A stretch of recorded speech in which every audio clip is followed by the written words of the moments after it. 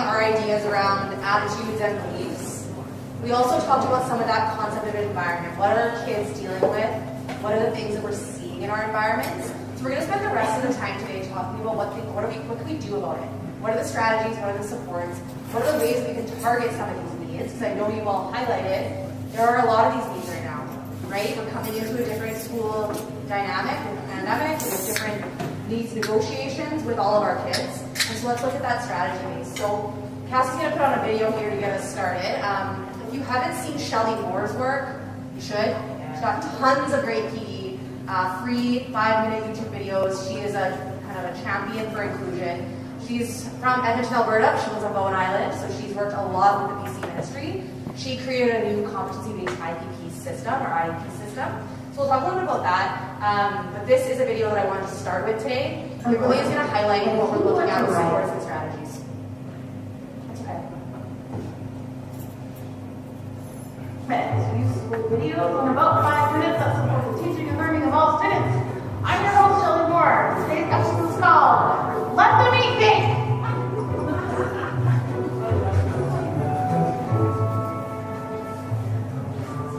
Hello, my friends. So today we're talking about support. And for all of you who are in the special education field, you know that support is tricky because there just never feels like there's enough. But what if we could look at support differently? So to understand how support has historically been provided to students in schools, we have to understand where special education came from. You see, special education evolved out of the medical world.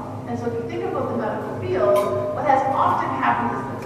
There's an illness or something wrong, or you break your leg, there's a problem. And so what we do is we go to the doctor and they fix us. It's great. The medical support is provided, but it relies on something being wrong or something needing to be fixed. In the physiological world, this might be accurate, but we're learning more about education and realizing a few things. First of all, students need support even when nothing is wrong. And second, kids aren't broken. So think about it. I was trying to imagine, well, what would be the alternative? And you know me, if I need to understand something better, I just try and think of a medical. Okay, so let's imagine this. Let's pretend that the medical model is a fresh batch of cupcakes, and the cupcakes represent supports. So for example, if you need reading support, you go eat from the reading cupcake. And if you need language support, you go to the language cupcake. There could be identity cupcakes, numeracy cupcakes, trauma cupcakes. I'm noticing a whole lot of sensory room cupcakes popping up. In the medical model, you don't get to eat from the cupcake unless you have evidence that you need it. And how we have figured out who needs an education is by keeping track of kids who aren't successful. In other words, kids have to fail to eat from their cupcake. So then there's some kids who have multiple needs, and so then they have to eat from multiple cupcakes, but then they're never in the classroom. And then, as their classrooms become more diverse, and kids are negotiating more needs, then more kids need access to cupcakes. But the resources and fundings for the cupcakes are never increasing at the same rate as the demand. And so we're always short on resources, and what it ends up feeling like is a giant catch-22 where we're trying to feed starving children with one-night brownies. They're delicious. They're so tiny. Okay, and then there is this huge misunderstanding that inclusion means, oh, no problem, let's just take away all the cupcakes. And then kids have been just thrown into classrooms without replacing any of that support, just totally contaminating our inclusive efforts. Okay, let's just all take it. Even the medical field is evolving to a better system. It's called prevention and wraparound support, and we can do the same in education. But to do this, we have to advocate for support. But we have to stop advocating for cupcakes. Instead, we need to advocate for more batter, because let me tell you, there are better ways to use the batter. Let me introduce you to the layered support cake of love. Imagine this. Every classroom, every school, every district gets a cake. The size of the cake depends on the needs of the community. This is not an equality model, it's an equity model. But here's the best part. You do not need to fail to receive support, because if you are in the community, you get a slice of the cake automatically. For every kid that's on an intervention list, there are 25 more. And you can't tell me that all students are not going to benefit from supports designed to target language, literacy, numeracy, self-regulation, behavior, trauma, and all of the other needs that our kids are negotiating today. It is wraparound support for the whole community, for the students and for the teacher. We need to move away from this divide and conquering of the past. Let's come together by bringing support to the students based on the needs of a group. They can be designed for individuals, but they're available to all. One might even say that this is universal. Okay, so what does this look like for you? I want you to go back to your school community. Look around at your support services. Are they cupcakes or are they layered cakes? How would you start shifting some of these supports so that they become more universal in their approach? It's so much more supportive for classrooms, teachers, and students who will no longer have to wait for a crisis to finally get what they need. Just let them eat cake! Wasn't that just a delicious episode? Thanks for watching again. Go subscribe to our 5 more minutes YouTube. All right, so we're talking about cake. We're talking about creating more opportunities for all of us to be providing these supports at all different levels in all different subject areas. There's no one person's job to support a child. We all support everyone. And so thinking about these universal supports and helping us come up with strategies and things that are going to work for us as a school group will help that consistency happen for our kids and see those skill gaps become smaller. Because that's where we're going to see that active change, is if we can really infuse this. And you guys as a school have a really great foundation for this because your kids are already in inclusive programming. Many, many, many schools that I go to have special ed classrooms where the kids spend a majority of their day where they are never getting an opportunity to practice their skills, right? It becomes really easy in a segregated setting to know the schedule, to know the routine, to be able to follow through on things, to have teachers who are really responsive to your needs, but you never really have to negotiate any kind of challenge because everything's set up to be supportive for you. But that's not a picture of what the real world looks like and where we actually need those supports in those unfamiliar environments. So our kids who are in inclusive streams with high levels of support, like learning assistance programs, educational assistance, that's a fantastic model because they're getting that small group practice time, but they're getting a lot of practice in the real world setting of inclusion. So we're going to keep working on that and how we keep highlighting that, but I want to make note that you guys have a really nice structure here for that, and we'll be able to keep working from there. So this is a picture of the pyramid of support. You're probably used to one that has that base level. Thanks, Cassie. Thanks, Ethan, for watching Cassie. That's a great supporter. It's a great team over there. So this is a change up to that pyramid, that sort of universal supports, specialized supports, individualized supports. Instead of looking at a pyramid that moves upwards, we want to look at a pyramid that's a bit more layered. Kind of like the layer cake above. We're going to look at response to instruction as our primary focus here for supports. So this is again Shelley Moore's work. This is looking at all students having earlier instruction of support, so more of that direct teaching of emotional regulation, social emotional learning, executive functioning. An assessment of our environments. How can our environments help elicit this work? How can we create environments that produce this practice and this opportunity to learn? And then how do we think about this universally? We're always going to have kids that need tier 2 and 3 supports, right? A child that needs support with toileting, a child that needs support with a G-tube feed, they're always going to have that tier 3 individual support. But many, many, many of the supports that they need could be provided at that universal level. And so when we're layering these supports, we're looking at those tiers being all receiving the first tier, many receiving the second tier, and some receiving the third tier. We can really start to think about where we put our energy. Because our energy needs to go to the big tier, right? Those individual strategies, that takes a lot of time and a lot of manpower, a lot of supports. The more we can push these strategies into universal use, the more frequent they're going to be used, and the less resources and support is actually needed because it's happening at a universal level. So we'll take a look at this here, moving towards the next slide. So the social emotional learning curriculum, this is something that could be a good focus for you if you're trying to find some ways to target that sort of hidden curriculum or catching the kids up who've now been through the pandemic. Because that video that I just showed you was made pre-COVID. So that idea of we're putting kids into classrooms without the supports catching up to it, that's magnified now. Because now we have kids who spent 2 years doing a completely different style of learning, having a completely different set of structures of expectations. They're coming in at a very different place than your kids were 2 years ago. Our diversification of need in our classroom has widened significantly, right? And we're showing increased absences, increased disruption to the programming because of all the different supports, right? Yep. Can we also touch on how phones, devices, social media is also, totally attacking their social and emotional and able to regulate as well? Yeah. We all deal with that more than probably anything else. And I think that's the thing with the high school group too, is there's all these other additional complexities that require us to really think about where are they at with their mental health, where are they at with their own emotional regulation, with bullying, with peer pressure, with peer influence. There's a lot of factors that we told this, which makes this work even more important at this age. Because we target it all the time in elementary, right? Emotions and how are you feeling, and that makes your friend sad, and you need to share, and this and that. We explicitly teach it all day. It's constant in elementary, but in middle school and high school, there's an assumption that they have it, they've got it figured out. They don't. You don't, right? Don't tell me you don't need help sometimes with your own emotional regulation, or you don't feeling your feelings, or having better ways to cope with your stress. And we all have those things, and so explicitly teaching them is really important at this age group. This might be a good place to start if you're looking at, what do I target? So this is the social emotional learning curriculum. The Collaborative for Social Emotional Learning has 5 core competencies. You can find this all on their website, the CASEL website, CASEL. So there's sort of 5 main areas. And again, they kind of link up with the executive functioning skills we talked about earlier.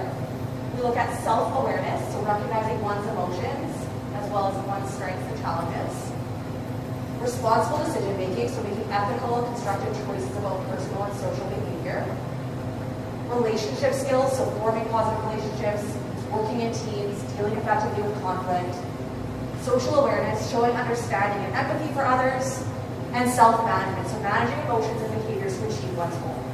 So, those are 5 main competency areas that we could look at building explicit teaching around. And they really match up with our executive functioning skills, right? A lot of our executive functioning skills are needed to be successful in these things.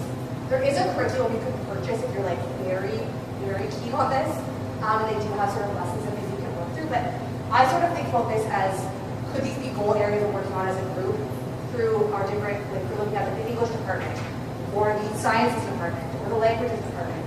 Could you pick one of these as your focus for the month and say, we're all going to target this through our classwork, or hey, we all in our professional learning community, we're going to do this, or we're going to do it as a grade 8 group, whatever it is. Pick a target as a group that works for you, and think about how we can target these things specifically in the classroom. How can we have conversations about these things? Because if you push to the next slide there, these actually connect right up with EPC core competencies. So these are the non-curricular, the things that we're looking at for the well-rounded students. We see these same things, right? Personal awareness and responsibility. Our well-being, be able to self-regulate, self-advocate, positive personal and cultural identity, creative thinking, critical and reflective thinking, collaborating, communicating, social awareness and responsibility. You could very, very easily take those 5 core competencies from the social emotional learning curriculum and target all of these competencies. So there's lots of work on this. Shelley Moore actually has quite a bit of free resource on her website around this, because she did some work on taking this and creating I can statements for students to help make IEPs. So how do we target social awareness and responsibility? Well, there's a couple different facets that are connected with it. And within those facets, there's different profiles of kids and where they're at with that skill. So you could say, I can notice the people in my environment, might be the first entry level facet. I can understand that other people have different thoughts than I do, right? Those are different goal areas that might fit into IEPs. So if you're looking for IEP specific stuff, I'll have my email at the end. I can email you some of those documents specifically. She has a really great kind of graphic organizer with the different goal areas that are connected directly to the PC competencies. So this stuff works in to work we're already trying to accomplish. This is an additional work. These core competencies are important for us to have and to target with our kids. So can we look at this and align it with those executive functioning or with those social emotional learning skills? That's going to be a really important space for this group of kids who are at even higher risk of having that skill gap. And it has to be explicit teaching. They're not picking up on this on their own. They're not picking up on it by going, oh, hey, my teacher really doesn't love when I come to class without my books. I should improve my organization skills. I will look at this blog, pull some information, grab myself a visual, start using it independently, and they'll be happy. Right? That's not happening. It's not happening. We need to support them to do it. We need to teach them to do it, which means we need to carve out time to do it. And if it means we're not going to get all of those formative assessment things done because we need to take a bit of time to do this, your summative assessment is going to look a lot stronger if your kids have these skills. Right? They have the executive functioning skills to plan, organize, have flexible thinking, really be critical, have other people's ideas in mind. They're going to be able to process the curriculum much more effectively because they're regulated. When they're dysregulated, they're not taking in information and they're not processing information at the same rate. So this work gets us to the curricular concepts because we're building that foundation of support. And it doesn't happen only in the LA classroom. It doesn't happen only in a social skills class or in a health class, or it's very, very much needs to be targeted all the time and reminded all the time and supported all the time. So that's why you're all here together today, to really work through these concepts and build this in wherever the child ends up, right? So I have a couple of links. Cassie has emailed out the slides to you so you can take a look at some of these. But there are a couple of different social emotional learning curriculums that you can pull resources from or take a look at. Speaking to the potential abilities and resilience inside every kid, that SPARK curriculum. That's one that's being used a lot in middle school age, especially. There's an elementary version and a preteen version. There's some really nice research coming out with building up of executive functioning skills using that program. Stuart Shanker's self-regulation program, that's a very popular one among school teams. I mentioned Kelly Mahler earlier, there's the link for that, for the interception work. And then another one's Michelle Garcia-Winner's social thinking curriculum. I'm going to put a big asterisk beside it. It's got a lot of really great resources and can be a great program. But something the autistic community is being very, very verbal about is this curriculum has some components of it that really create a divide. Because there's some concepts about things like appropriate versus inappropriate, people having weird thoughts and feelings about you. And it was a way to teach appropriate social behavior. What we're really seeing come out from the autistic adult communities especially is there needs to be more acceptance and awareness of me and of who I am, and not to try to take autistic traits away from me, right? Because flapping and screaming is inappropriate or not socially appropriate. There's a big movement towards moving away from that. There's an expression of excitement happening with that, and we shouldn't be telling a person they can't flap their hands when they feel excited. We should be accepting and being more aware of that, and giving them other ways they can express that if that's something that they want to work on.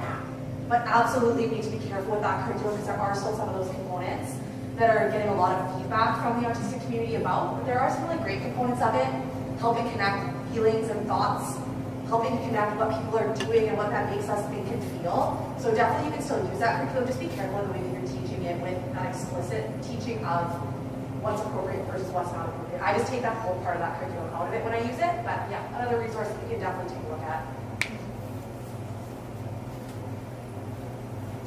And so this is just a quote from a research study I was just looking at today. It just came out yesterday, and so it's actually about that SPARK curriculum. So we're looking at results of randomized controlled trial studies in implementing social emotional learning curriculums, found significant improvements in knowledge of curriculum concepts and principles, communication, decision-making, and problem-solving skills, emotional regulation and resilience compared to students in a comparison condition that weren't exposed to that social emotional learning curriculum. So we're seeing some really nice research around actually directly teaching these things and how it connects not only to the developmental progress of the child, but also the academic and the social components as well. So the other thing we have to think about with our students is that we're matching the strategies to them specifically. So I try to group kids into sort of three main goal areas, or three main areas of support. We have kids who are before words. I know you guys don't have too many students that are working at a nonverbal level right now, but you might in the future or now. And then kids who are kind of in that emerging language, they're using language not consistently.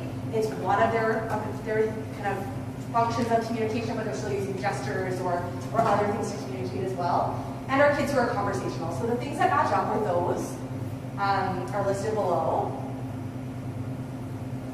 So with kids who are before words, we need to be looking at strategies that are very sensory motor focused, so movement based, sensory based, and are very object focused. So we're not using verbal language and written language as our primary function for supporting them. For kids who are in their emerging language stage, we're going to start to pair visual supports, words, pictures, things that we can start to develop that language in that curriculum. And then kids who are conversational, which I think most of the kids that you guys are working with fit into this category, we are using more language-based strategies, so verbal strategies, still paired with visuals, and also thinking more about metacognitive supports, which is thinking about other people's thinking, right? Perspective taking, flexible thinking, all of those sort of areas we talked about. So just sort of thinking about that, and if you have students who are in those first two partner stages, connect with me after, or I'll send you my email, we can talk a bit more. I'm gonna focus mostly on those conversational partners, because those are where a lot of our kids are sitting at this age group, from what I've kind of gathered. So your proactive strategies, remember we had Ross Green talking about we need to be really thinking about the proactive supports we're providing rather than the reactive or the heat of the moment supports. So we want to think about building opportunities for our students to stay regulated in the classroom so that they can receive more information, but also being able to help them to have more predictability and more practice of these skills in our classroom settings. So the more proactive, at 80% of our time, should be focused on proactively teaching these things, rather than seeing that extreme dysregulation or those challenging behaviors and reacting to those. If we can catch it earlier, determine what that skill gap is, and teach it explicitly, proactively, that's where we're going to see more support for our students long term. So we want to model regulation strategies. We want to model those ways that we can help our kids to notice their emotions, to build those profiles of when I'm feeling upset, what can I do, right? And you may have already started some of that work. I know I've talked to a couple small groups that have already started to look at like introducing break options or introducing within class regulation tools and flexible seating, different tactile fidgets and different technology uses. You're kind of bringing those different things that are helping kids to regulate in the classroom setting. Regulation awareness language, that's that social emotional learning curriculum, right? That's teaching us to talk about emotions, talk about our self-regulation tools, talk about our feelings and how they're connected to other people. And also for our kids who are in the early stages of this work, make sure you're practicing what to do when they are dysregulated, but when they're regulated. So working through whether it's role-playing or social scripting or doing some video modeling, what can I do when I'm feeling upset? Proactively practicing that.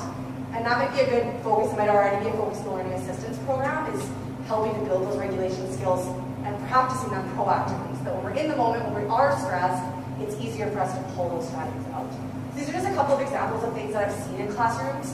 Having things like visual supports of regulation stations where kids can grab different breakboards or different sliding scales of their emotions. And this can be available to all kids. It's not just for kids with disabilities.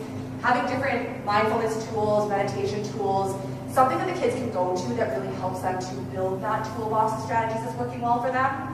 And then for kids who do have more sensory-based needs, you can have things on their desks. I know there's lots of like flexible seating and headphones and things that are helpful already. But different things, these are like little Velcro strips that you can stick on desks and kids can just have those feel. I know I've seen lots of like little rings that have spinning parts on them, or making different tools that like a pipe cleaner with beads that kids can pull and push on that's on their desk. That can be a great fidget for having just while we're listening and learning. And it's age appropriate to have something on your desk. You have it on every desk. I've seen them sometimes on the side of desks, or sometimes kids are wearing little bracelets or rings that just have that sort of spinner, that feeling of having something to fidget with that can really help with that retention as well. It can be a proactive support. So we also want to think, of course, about in the heat of the moment, those extreme dysregulation moments where we're feeling overwhelmed. In those moments, our goal is to prevent any sort of safety issue, right? We're trying to keep the child safe. And we're also trying to make sure that we help the child in calm. So we're not teaching in that moment. We're not trying to push our strategies. We're really just trying to say less, model deep breathing, and be there for the child. We're not trying to get into their space and really overwhelm them. We want to make sure that we're honoring their dysregulation and providing whatever tools we can to help them to regulate. So whether that's they need to put on some noise canceling headphones, they need a drink of water, they need to go for a break, we want to be able to honor that, but not really trying to push too much expectation in that moment. And so if you have kids who kind of move into extreme dysregulation, like they have major meltdowns throughout the day, where you're feeling like this is unsafe for them and for us, the other things I would suggest are really giving them space. We've seen a lot of research about, especially kids with autism, entering their space when they're dysregulated, they've moved to sort of a fight or flight response. So moving in can be very, very threatening, even if you don't intend it to be. So really slow and predictable movements, giving them space whenever you can. The only time you should be entering their space is if they're self-interest. So if they are going to bang their head on something, we're blocking it. Otherwise, we're giving them space and we're giving them time to regulate, bringing soft things in like a pillow or a crash mat if needed. And if necessary, moving the other kids out. It is much, much, much safer to let a child be extremely dysregulated in the space they are than to try to move them. One, for your own safety, because you're working with kids that are probably as big as you, some of them. And the other reason is just that trust and that ability to know that I'm here for you, but I'm not going to threaten you. I'm not going to move into your space and try to touch you in this moment. So being able to give that space and that key in the moment. For those kids who are in that extreme dysregulation. And I'm not sure if you guys have a lot of kids in that population, but I know that when I'm called into high schools, it's usually for that age group or for that group of kids who are very reactive, very explosive, and often restrained, which can lead to really traumatic experiences for those kids. Even if they're not intending it, it can create that lack of trust. And it can create that physiological feeling of being so overwhelmed with the actions of another. So that can really lead to challenges with re-engagement into the classroom routines. And so just being cognizant of that. So this is a quote from a book called Teachers These Days. It's a fantastic resource if you want to read a bit more about this regulation concept and how it impacts the classroom. It's Dr. Jodie Carrington, who wrote Kids These Days. She's a child psychologist who works on trauma and on emotional regulation, and then she partnered with a teacher named Lori McIntosh, who does sort of some work in how we translate this work into the classroom.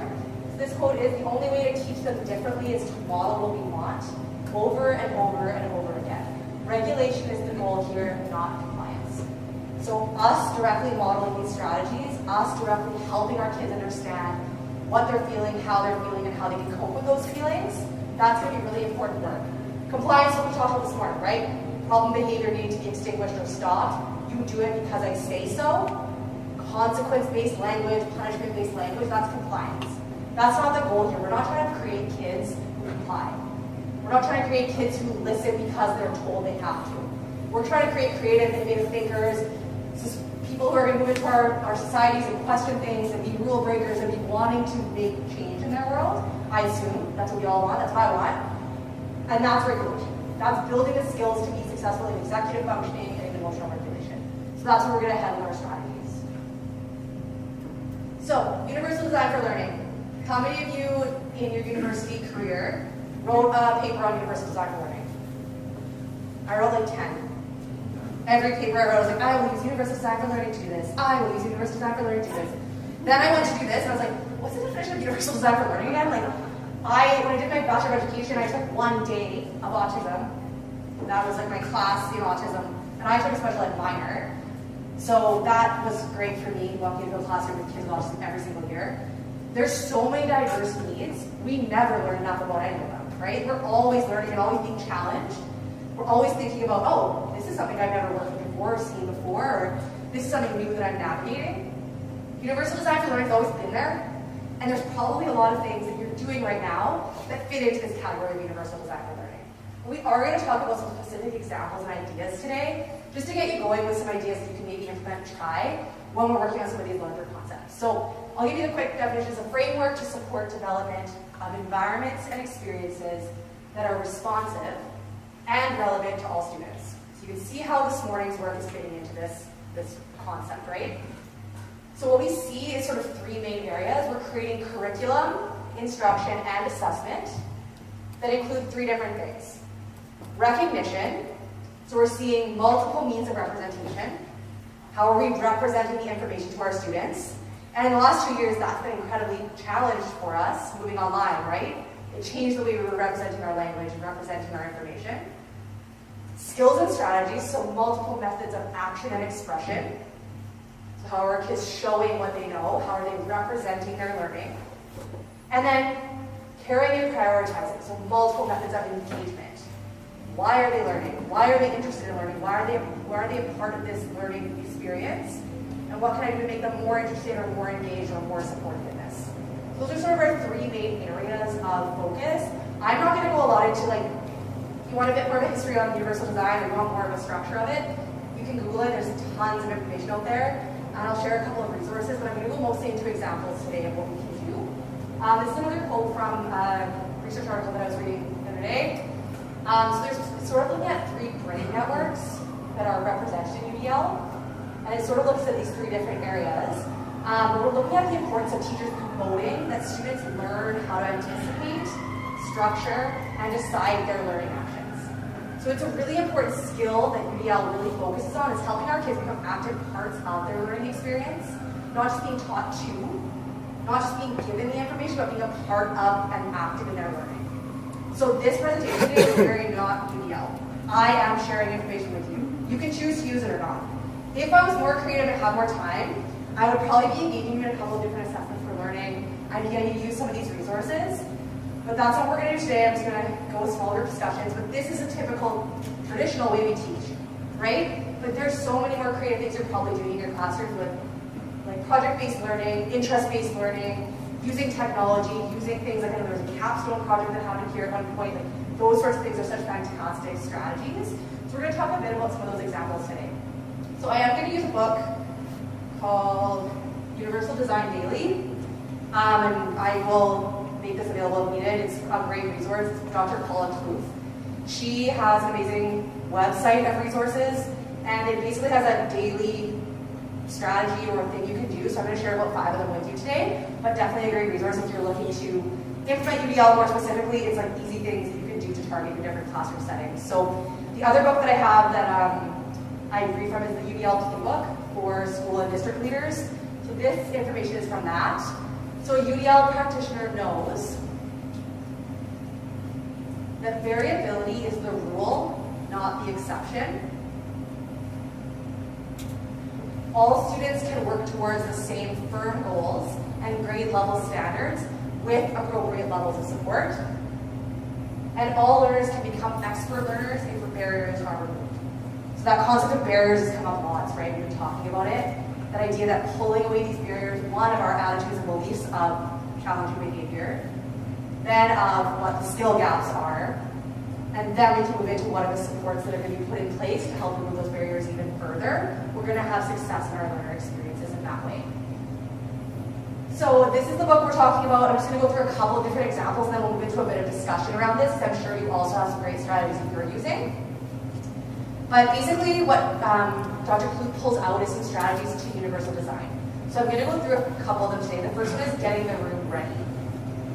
So this is looking at your physical classroom space. How can you make universal design more easily attainable for you as the teacher? So the first one is, if you haven't already, thinking about your physical space, dividing into the different work areas. Do you have time where they're doing independent work that's set up specifically at desks versus group work at tables, versus an area that might be set up for loaning out materials or access to things that are need to be caught up on, or if you have extra time, you're heading over here to this basket. Think about your physical spaces, and if they're aligned with having different kinds of instruction and different kinds of activities. If you're doing all sit at a desk work, can you think about other ways to incorporate more group work or more collaborative based work? That can be hard to do if you're set up with just individual desks. Can you put those desks in pods for part of the day? Can we move some of the space to have some lounge areas? Like this one's a fantastic space. Think about collaborative learning versus a sit down individual style learning. Review what resources you have and where do students access things from. If you're constantly saying, well, we'll print that off for you, can you get a station set up that kind of has things pre-printed, or has, if they missed a day, they can head over to the review station to pick up their documents? Having these little changes can make a huge difference in how we're presenting information to our students. Where can they access information? How do they know what's coming up next? How do they know what the expectations are? Are the rubrics listed? Where do they hopefully gather their information from? Label materials, so make it clear, especially for our kids who are more diverse in their learning. Making supports visual so they know where to access things, know what they're supposed to be doing. That can be a really helpful support. If you aren't using a visual schedule in your classroom, I would highly recommend you bring something in. It doesn't have to be like a picture schedule. It could be on your smartboard, it could be a calendar, it could be a task list that we're checking off.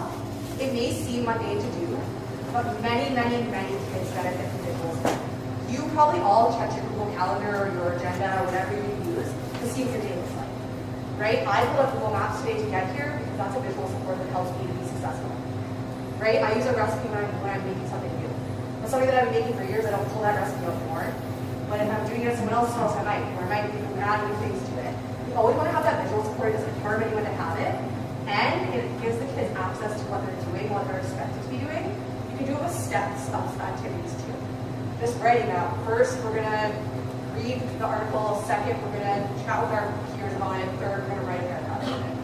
That visual support for kids who need that executive functioning skill of organization will help them be more independent, checking in, and reporting to it. Create a command center. So this is what I'm talking about, that area where kids can go. What does the weekly schedule look like? What are the assignment due dates? Where are the rubrics? Where are the assignments held?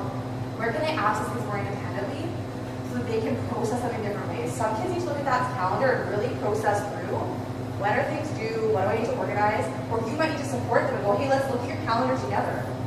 You need to think about studying this week before the assignment's due. Let's plot that into your personal calendar and take some time to organize and plan our ideas. So it can be used individually, it can be used universally, which is really helpful when we're thinking about this. And then again, flexible seating options, I'm sure they are already available, but making sure kids have spaces they can sit, stand, move if they need to. I know some of us are already doing that today, right? If you need to stand and move, you are. If you prefer a seat with the back, you were here really early and you got one. We know that flexible seating is a good option for us. We as adults do not like to be told we have to do something a certain way. Like if I said to you, you all need to come and sit on the floor with me, we're going to do circle time, you'd probably be a bit annoyed, right? Like you don't want that. So why do we expect our kids to follow a certain standard of where they sit or what they do? What we want from them is learning. We want participation. If you sitting over there helps you participate, fantastic. If you using that fidget helps you participate, great. What we can do though is introduce tool versus toy. Are you using this to help you or is it distract you? Is it helping your body learn, is it helping your body regulate, or do you need to pick a different tool? Because I've definitely seen kids with fidgets like whipping them around or throwing them to the ceiling. You're like, okay, not sure you're engaged, right? But how do we check in? Are you participating right now? Are you listening? Are you actively engaged? If you're not, pick a different tool. Maybe you need to go sit in the rocking chair. Maybe you need to go sit with a stand-up desk. Maybe you need to get out a different tool to help you. Your body's not learning in this moment. So we can still have expectations around these things and teach that concept of learning and availability for learning, but definitely want to offer different supports for all students, not just for some. And then I mentioned visuals already. Emotional regulation reminders are another good thing to have. I showed that picture of the regulation station, but just different check-ins. You can do at the start of your day, how are you feeling, scale of 1 to 10, or list 3 things that are worrying you this week as an exit question that goes to you. That's a fantastic way for you to check in on, hey, 17 of my 30 students put their worry about the exam next week.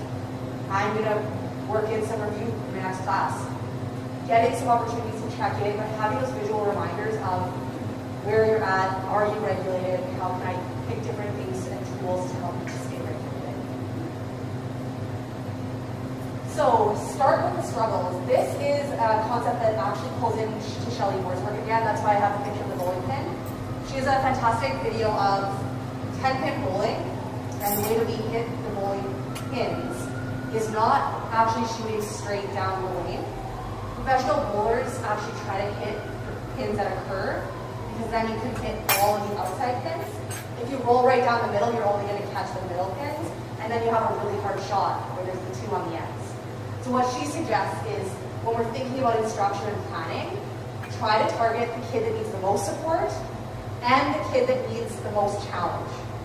Because if you try to target both of those kids in each of your lessons, you're going to hit every kid in the middle. So when we try to focus on those outside pins, that really helps us to create that concept of all, because we're modifying as a kid. If that one child needs a proactive reminder that we're going to be having a change to the schedule today, that's okay to give to the whole class. We don't have to go individually and say, okay, Sally, just so you know, remember, there's going to be an assembly today that's going to be different. Let's look at your visual schedule. Let's add that in. We can do that as a huge group discussion, right? Make that an all strategy. Now we might have to go to a quick check-in with Sally, but it helps her to feel part of that environment and know that her peers are also getting that opportunity to practice that change and that flexible thinking. So what Paula Kluth suggests is we generally start lesson planning with content. What do we want the students to know? And then we consider how we adapt it to the students who can't access it. So your lesson plan, and you go, oh, but this little one needs support with reading and writing. We're going to use this technology to help with that, or we're going to do this kind of expectation. So her suggestion for this is that we actually start to think about the sort of opposite approach, so coming at it from trying to start with the students with needs and creating lessons that reduce barriers to access. So that's sort of that outside-in approach, right? And Shelley Moore has lots of stuff on her website about that. Sort of, she has lots of great rubrics and different ways you can target that planning. There's a bit of a quote at the end here. How can the needs of some inspire design for all? So that's what we really want to shift our thinking, and probably more than ever, your lesson plans do nothing, right? What you were doing pre-COVID cannot be what you're doing now. Our kids are not in a place where they're ready for that level of expectation at a universal level. Some kids might be ready for that challenge of working at grade level. Many kids are working at 1 to 2 grade levels behind, right? That's what we're seeing. Plus, we're seeing increased demand of social media, of access to information, of mental health, of social emotional learning. There's so many things. So as you're starting to look at your concepts and what you're teaching in your classroom, can we start to shift and think about, well, how could I actually present this differently? How could I offer this in a different way? How could I infuse student interest more? How could I give different ways for them to show what they know? There's not just one way to do one thing, right? We can show our information in multiple different ways, and I'll give you some of those strategies too. But if we can shift that thinking of the needs of some, or the design for all, that's going to help us to make this feel a little bit easier too. Because if we're trying to individualize for every single student need, that's like 7 or 8 lesson plans, right? If you're trying to write a lesson plan that's modified for every single kid, whereas instead if you think, well, okay, what does this child need? How can I design that to be a universal lesson? And then how do I increase the expectation or increase the challenge from there? So I'll show you a couple examples of what that looks like. So before we jump into that though, another really great way to do this is to get your students engaged. Get them to do learner profiles or learner preferences. Also get them to tell you how they like to learn. How do you think you can show me what you know on this? What do you think would be helpful for you in learning this concept? What's feeling overwhelming? What's feeling really great? What do you love doing? What do you not love doing? It can be in a group discussion, it can be in a small group discussion, it can be in exit and entrance cards, it can be in a reflective journal entry, it can be in a blog post, it can be in a YouTube video, it can be in a flip grade video. There's lots of different ways to get student input. Do a Google survey, do a hands up survey, put your head on your desk, put your hand up if you liked it, put your hand down if you didn't. Put your hand up if you want to do this as a paper, put your hand up if you want to do this as a video, right? Giving them different choice and different feedback, getting them engaged in that learning. So that's important to have that democratic approach, but it also really increases your buy-in and engagement. If you're feeling like you're really struggling to get your students engaged with the learning material, probably need to think about what's going to help you get engaged with it, right? What could I do to make this more interesting or more motivating for them? And then, of course, as much as we can, incorporating their choice and their interest. That's going to get them to get more work done for you because they're interested in doing it. They see the buy-in and they see the reason for it. So a couple of different examples, and I've included some as links that you can click through the slides as well. The first one is add to access, and the second is Tic Tac Toe. So these are 2 ways to give choice in assessment. So the first one is add to assess. So this creates choice within your assessment by giving a rubric of different options. So here's what you're going to do. You're going to demonstrate that you understand this different cycles of weather.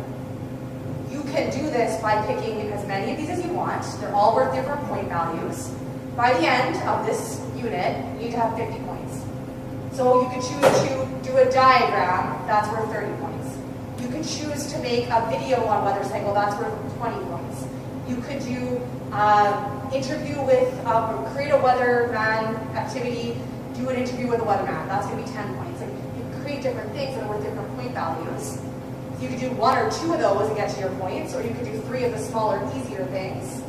You're providing access points, but you're giving them that opportunity to say, okay, you need to pick 2 or 3 of them if you're going to get to your 50 by the end of the unit. Or you can pick just one that's going to take a lot of concentrated work, maybe a little bit higher level, and it's worth 50 points. It's going to be what you choose to do.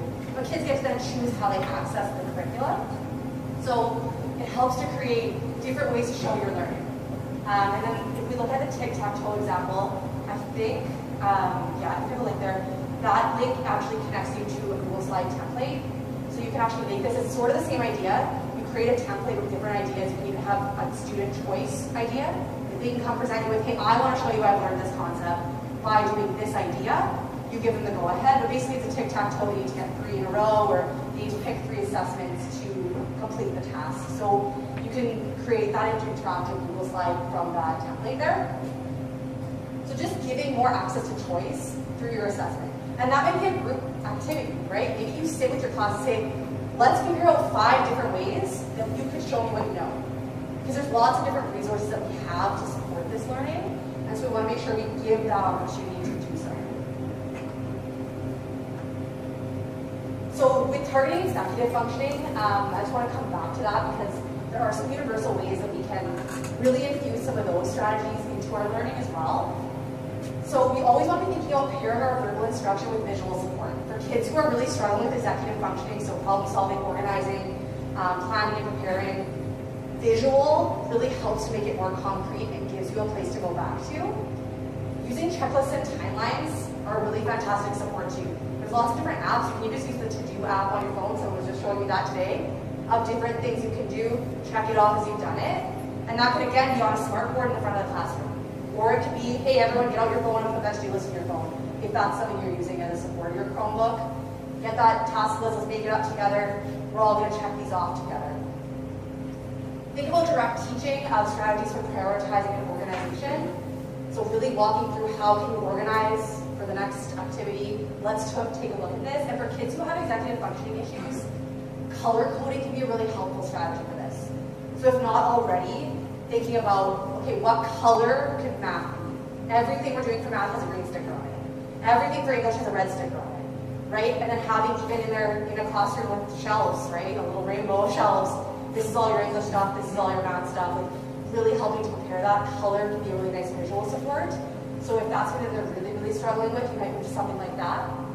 Or sequencing activities, so presenting steps of the activity and helping them to work through what's first, what's next, what will happen after that. Working through those together. Checking for understanding, so checkout cards or having the student repeat the instructions. Like, hey, we're going to start this activity, what are the steps? Let's talk about them together. Tell me what we need to do first, right? Explicitly working through some of that. And then utilizing technology. There's different apps like the Remind app, MindMeister, or Workflowy. Those are all apps that are schedule builders. Some have free trials and some are free. ChoiceWorks is free, but it's a bit more elementary focused, like it's pictures. But if you have a child who's working at that developmental level, that's a fantastic app. And again, things like Google Calendar too can be great resources. Does anyone else have any other resources that they are using with students or for themselves that's hit that similar thing of organizing or checklists or schedules? Yeah? Maybe getting kids to write their, so you can write on the desks, right, with the whiteboard markers. Even having them put their checklist of what they want to work on the desk right there. And then as they're working on it, they're checking it off so we can come around. We don't have to have that interaction verbally with them in front of the whole class because we know that they're working through their list. Fantastic. So for the live stream, that's writing on your desk with a whiteboard marker. Getting kids to write it on their own desk if that's where they're at with their fine motor. If they're not, maybe we're preloading it before they come into the classroom. And having them check it off, that gives us a great way to go beside them and tap that schedule and say, what are we working on? Right? Back to focus. Putting the steps, whatever we need to do, that can be a really great strategy for helping to work on that becoming a more individual or independent strategy that we maybe work through as a group. And maybe not all students need to write it down, but let's say, okay, if you need to write down the steps, let's go through them one more time. First we're gonna do this, then we're gonna do this. That's a fantastic strategy. Any other ones like that? Yep. For a different context, we'll call Trello online. I get the students who are in the technical side of things a little bit to get used to that. It's made to kind of break down tasks into subtasks and visibly see those get pushed into the completed section. So it's a way of maybe taking a real world tool and it doesn't have maybe the stigma of, this feels elementary, this feels... It's called Trello. Trello, T-R-E-L-L-O. T-R-E-L-L-O. Yeah. That's great. Yeah. Kind of like graphic organizer with that interactive component of taking things out. That's great. Nice. I knew there'd be lots of other ones. I learned something new at every session. Anyone else have any? Okay, well if you do, share them. The more we can share, the more we can add to our toolbox. Excellent. And then check, yeah, so I went through there and then went through the technology. Perfect. That slide is done. Okay, here is a list of other resources that I have come across or used. They are all in your slides that will be emailed out to you.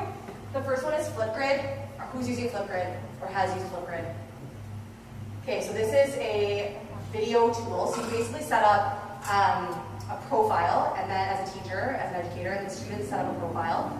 Then you can have discussion boards. So you post a question or kind of an intro thought, and then students respond by taking a 10-second video of themselves, and they all get added to the Flipgrid, so that it basically, in that discussion board, every kid's response is there. You can also do a typed response, but for UPL, I use it as a video response because it does help kids who have that challenge with language and literacy or challenge with fine motor skills have the opportunity to be equal to what the other kids are doing or being able to be interacting in a different way. So you can set up different kinds of questions, different kinds of boards, and it's a really easy tool to use on your phone as well as on your computer or Chromebook. So definitely check that one out. It's a good social learning platform for kind of expanding your use. Animoto video platform, that one is kind of building small animated videos. This can be a great way to offer an assessment option. Instead of writing a book report or instead of completing a certain task written form or on the computer, getting them to do something that's a video, they can animate it, they can talk, they can make their own voices, they can make their own characters. And it's a really fantastic way to get kids, especially kids who are really engaged in video games, cartoons, any kind of things like that. Creating a video option for a review can be a great way to assess and to check for understanding. So that Animoto video platform is a great option for that. Noisily Sound Creator, this is just a way to create regulation videos, and you can create your own soundscapes. Lots of kids like to do it and then play it in the classroom through their headphones or in the classroom openly. It's a great sensory tool. So if you are working with kids who are really sound sensitive or who really like sound input, that's a really cool one to be able to work on soundscapes. Tiki-Talkie, not to be confused with TikTok. Tiki-Talkie is a timeline creator, so if you're in socials and you're having kids create timelines, this is a digital timeline creator. So it's a really nice way to look at visual representation that maybe is a little bit different than using pen and pencil or trying to organize things. If you have kids that have a hard time with spacing or visual awareness, visual spatial awareness, this can be a really nice tool to offer, or it can just be a more engaging, fun way to build timelines than to do them pen and paper or even just on a graph. eMaze, website and presentation maker. This is a tool for making different online presentations like PowerPoints and things. It's just another tool to use for kids to be able to express their understanding. And they can make websites too. Storyboard that, virtual storyboards. This is creating storyboarding. If you're doing that as a thing, if you're an English teacher, you might be doing that. Drama teacher, you might be doing that too, storyboarding. Thinking about virtual storyboards and being able to build virtual storyboards through this website. Virtual math and collaboration. I made a spelling error there. QThink. So this is actually a virtual math activity. It's really neat to look at. It's very much collaboration. Like the kids can get onto the same activity and chat to each other about the math problem. So if you're in the math department, I would definitely take a look at that. It creates opportunities for sort of having differentiated learning within math and having collaborative opportunities within math probleming. Google Read and Write extension. If you don't have this on your computers for all kids, get it on there now. It's an amazing tool. If you're in school, if you're doing a master's or a graduate degree right now, anything like that, put it on too. It's an extension that reads out loud. So you just highlight the words you want, you can read them out loud. You can also do talk to text. It's a free extension on Chrome. It's called Google Read and Write. It's a fantastic tool for kids who have fine motor delays, who have speech challenges. If you have a child who will be totally overwhelmed by the idea of writing a paper, but could tell you exactly what they want to write, this is the perfect tool. It also has translation opportunities. It has colorblind and learning disability filters. It's a really fantastic accessibility tool that's completely free. It can just be downloaded onto Chrome.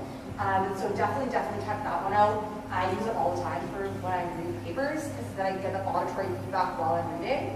You can speed it up, slow it down. It's a really great tool. It also can copy things into other documents. Like you can highlight things here and then have them moved into another document, or to create a vocabulary list. So there's a lot of different uses for it, so I would definitely recommend that. The other one that's not on here, on Microsoft PowerPoint, when you're presenting, you can click within the slideshow button. There's a closed captioning feature that you can have running so that your words are being put onto the screen. And you can pick a different language, so you can actually translate it to French or to another language that you're speaking, and it will live time translate it for you, the captions. So that's a pretty great tool. I would encourage you, if you're using presentations in your classroom, to put closed captioning on. It's a great way to build in two different processes of learning, reading and listening at the same time. Kids will take in more information. I know a lot of people have added subtitles to their Netflix and things because it's more enjoyable. Like you're getting that full feedback of what people are saying, you're reading and listening at the same time. That's going to increase the ability to sort of process that information. And for our kids who need more visual supports, closed captioning is a fantastic strategy. So definitely take a look at that. It's within the PowerPoint app, Microsoft PowerPoint. Teach Spec Ed is a resource and website that has lots of different tools for lots of different things. It basically is a resource bank, so you can pick any kind of topic you want, so like executive functioning, for example, emotional regulation, social skills, anxiety, sleep disorders, eating disorders. It has all kinds of different things, and within that, there's tools for instruction and tools for assessment. So it has like lists of things that you can target, as well as links for resources. So it's just a great space that kind of holds it all together. So that's teachspeced.ca. And then the Notability app is an active note-taking app. You can access for kids who are taking notes digitally or with like an iPad or something like that. It creates interactive notes for you. So definitely take a look for all these resources. Does anyone else have any other resources they're using in the classroom right now that are kind of connected to this idea that there's multiple means for representation or multiple means for assessment? Yeah? I use Moat. Moat? Moat, yeah. It basically works well. You can give feedback, you can record audios of yourself, and set up the students, what's the assignment. Amazing. Okay, and then it can also change the audio to text, so kids can hear you like at home, talking, giving your feedback, right to the classroom. It's wonderful. Okay, so you can put it into your Google Classroom. Yeah, you also can use it like in your Google Doc, you can highlight something instead of actually like writing a comment. You can use Moat by yourself and then hit on it, and then it can hear you. That wants to select it. Okay, so that's like an accessibility tool that also makes it 10 times easier for you to give feedback more quickly. And I love that because I think that makes it easier for us to give feedback formatively. It's amazing. Thank you for Moat. Any other resources?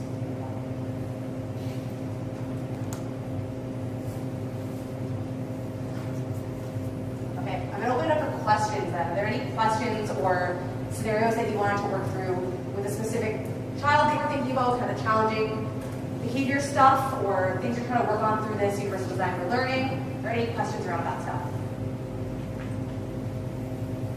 I know over here we were having a conversation about a student who doesn't make it to school very often, so it becomes really hard to catch them up, to have them kind of buy-in of you need to get all of this done before you leave today because you don't know when next you're going to see them. So we were having a bit of a conversation about that shift in language, that shift in perspective from, because they say the child comes in, he's really jokey and funny and kind of acting out in a way, and so that becomes hard to like harness that to get the motivation to get the work done. But when we sort of see a shift, and this is actually a Jodie Carrington quote, is if we can shift from attention seeking to connection seeking, it totally changes our approach. And that's what we're talking about over here. They're really focused on helping you know there's a connection, helping you know that there's a relationship here. We're excited to see him, we're happy he's here. Because if we don't have that, we're going to see even less of it, right? We have to have our kids feel that innate feeling of the people who are walking through here. And then we can focus on some of the other stuff. Of course, attendance is one of the hardest ones to focus on, because it's the most out of our control. We don't get those kids out of bed in the morning. But when they are here, what can we do to make that meaningful learning time? We talked about dropping some of the formative assessment, focusing on the summative, and then also really focusing in on how we infuse interest into the summative. How we make that summative just like the most motivating we can for the child. If they really like video games, how can we turn this into a you're going to make a video, you're going to make a script, you're going to make whatever it is to target the learning needs of that summative assessment as much as we can, to try to get as much as we can out of the kids when they're there. But we know that there's still going to be those attendance issues. But when we think about shifting to what's the most important thing, it's connection. After that, we can get more of that buy-in of curricular components too. Were there any other discussions like that that happened in the small groups? Or have you been listening for 3 hours and feeling this might be the max capacity of my brain this morning? Yeah. Yeah.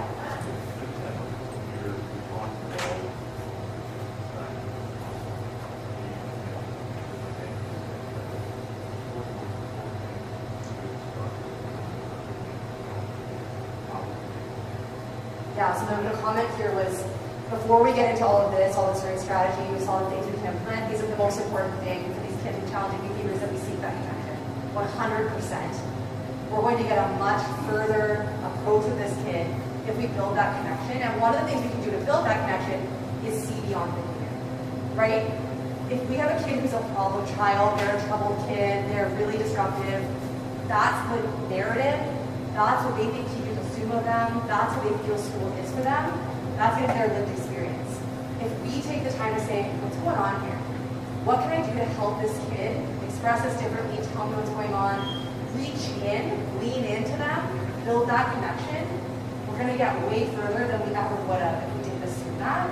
So yeah, if we can focus, and that, I mean, we talked about these other challenges with COVID, those things are some of the biggest things that we lost, right? Those personal connections with our kids. Seeing them online every day, we have no idea where they're at. We have no idea how they're emotionally feeling, how they're processing things, and it was a craving we all had to be more connected to them. So now we have that opportunity to be back in the classroom. Before anything else, connection is number one. And connection starts with our belief and our philosophy of problem behavior. If we don't see it as problem behavior, if we instead see it, there's another quote I had that's, if we can shift from rule enforcer to needs noticer, that's the biggest shift we can make. If we start to notice the needs of our students rather than the issues or things they're not doing, we're going to be able to have that investment in the relationship, in trust, and in moving forward with them, having higher expectations of them, because we know they can do it, because we built that connection with them, and they have confidence that we believe in them, right? They have confidence that we're in their corner. We're going to help them build the skills they need to get to where they want to get, and to be at that end goal of curricular concepts of academic success, of social success, but that all begins with this shift in perspective. So thank you for putting that up, that's great.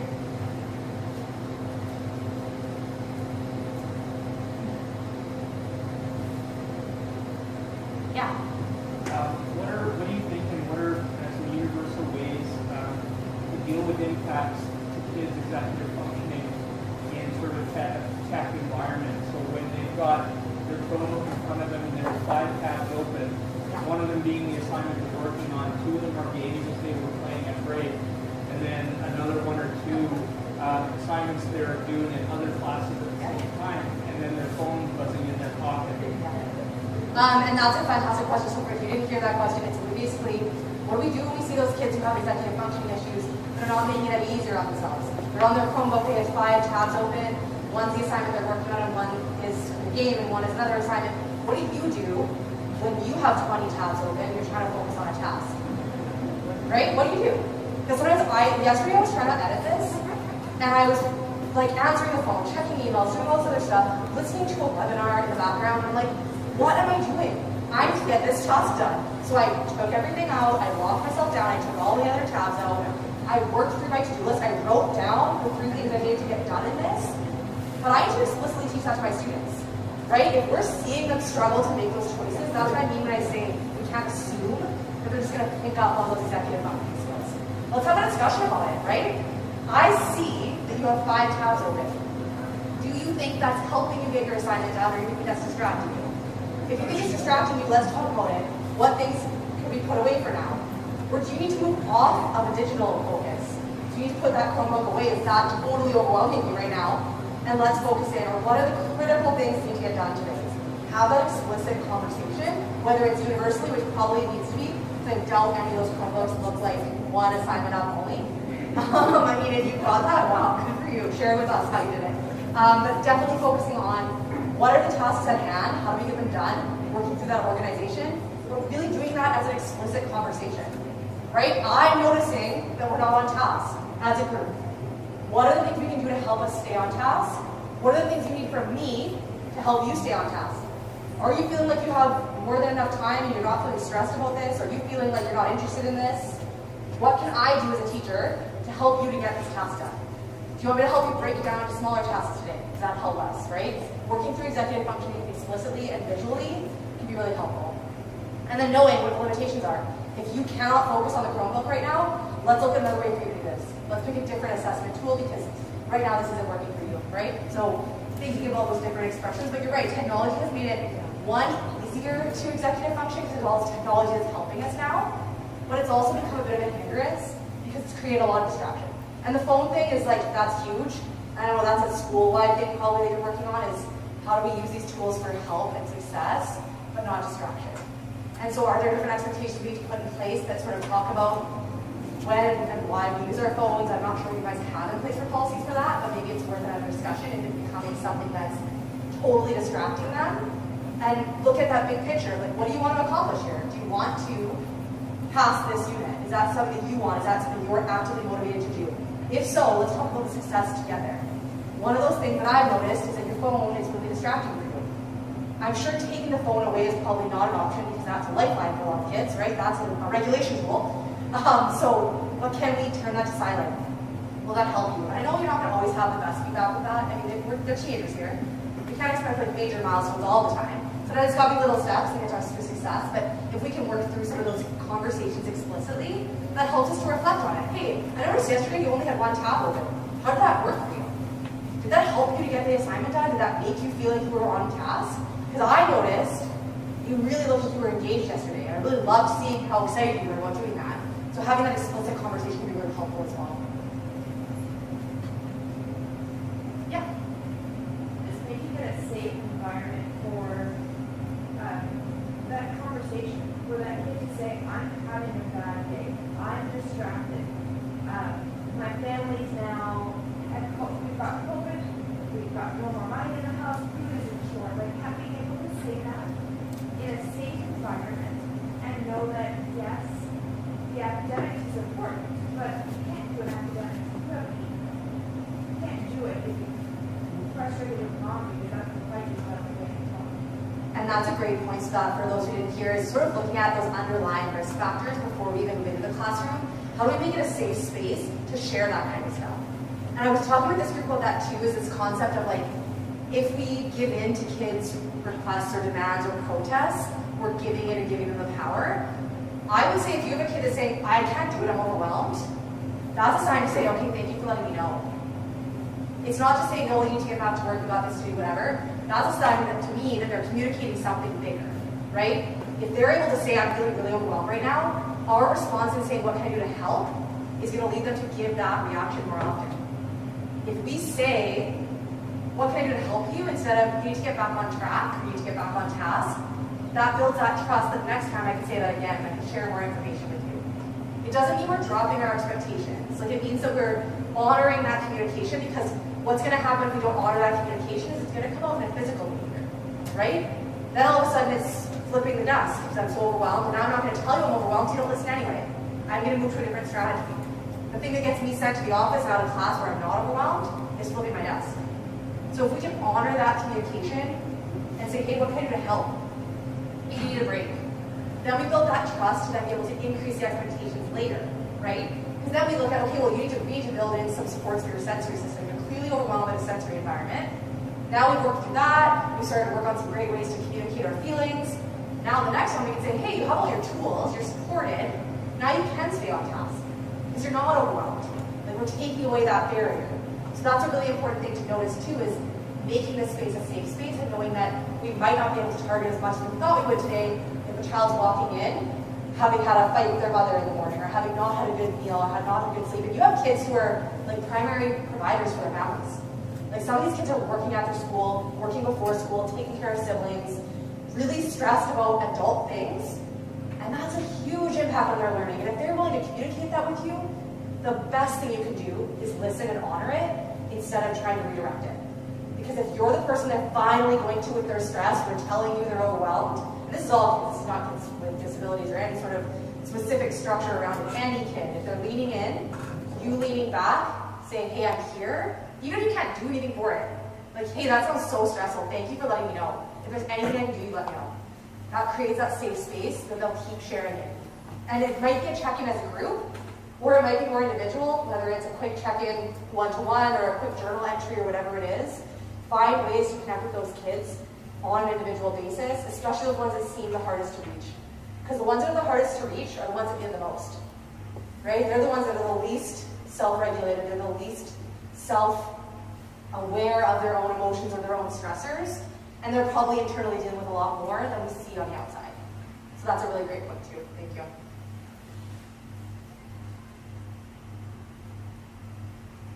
Okay, so I'm just going to leave you with a couple of resources.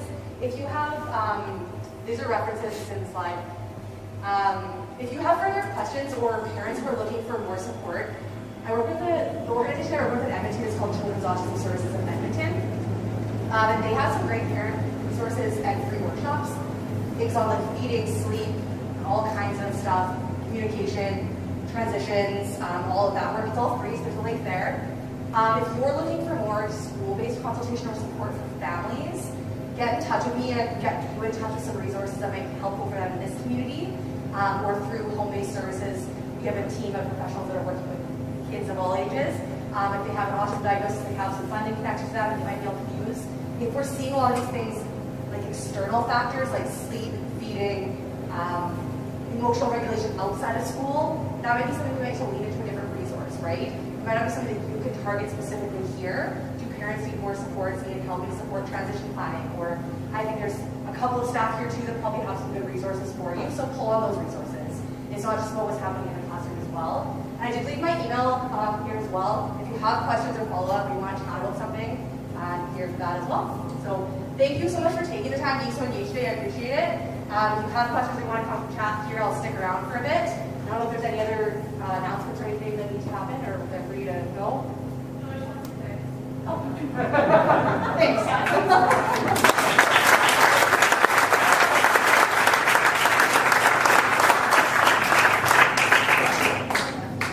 We'll have lunch here for 12 noon.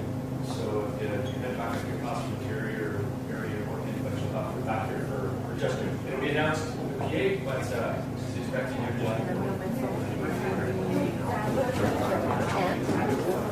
That's it?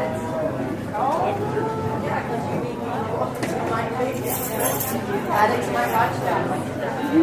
So,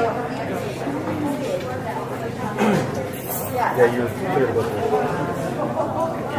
okay, so I'll make sure.